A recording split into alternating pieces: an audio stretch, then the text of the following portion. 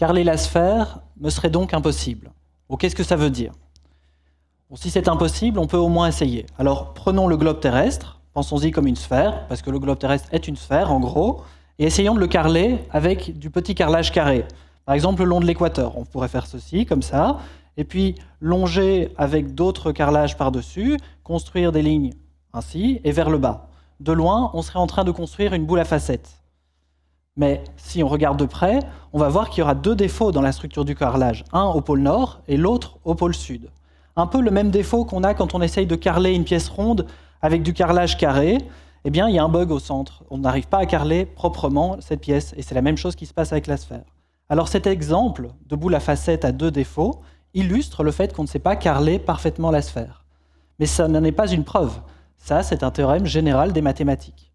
Bon, le théorème n'interdit pas de carreler la sphère avec une seule singularité, un seul défaut, un seul bug.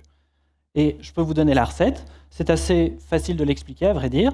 On dalle le plan avec des petits carrés, comme j'ai fait sur mon ordinateur, là, et puis on met la sphère au-dessus et on empacte le plan sur la sphère, on n'a qu'un seul défaut au pôle nord. Oui?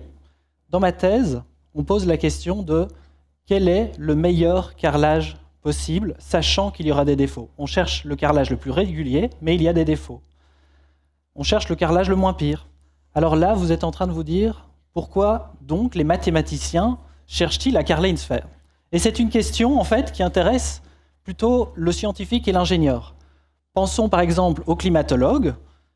On n'a pas de planète B. Donc, pour penser le climat, il faut requérir aux simulations numériques qui ont lieu sur ces carrelages. Là où il y a les défauts, c'est là où on fait les plus grosses erreurs numériques. Donc, localiser les défauts est essentiel.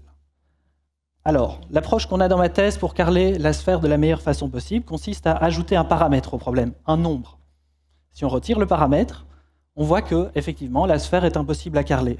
Par contre, si on est plus délicat et qu'on rend ce paramètre de plus en plus petit, ce qu'on voit, c'est que les solutions du problème avec le paramètre se muent en la boule à facettes à deux défauts.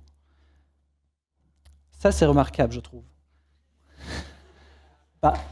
Par contre, dans mon bureau de mathématicien, j'étais un peu frustré par ce résultat avec cette boule à facettes, parce que qu'est-ce qui nous dit que la façon d'ajouter le paramètre n'a pas influencé le résultat final? Et c'est alors que j'ai démontré un théorème d'universalité.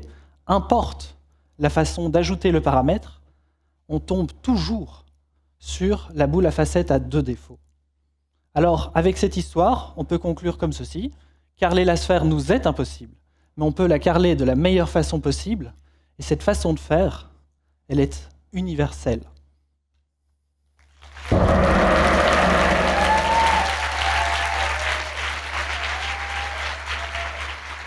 Merci beaucoup, Benoît.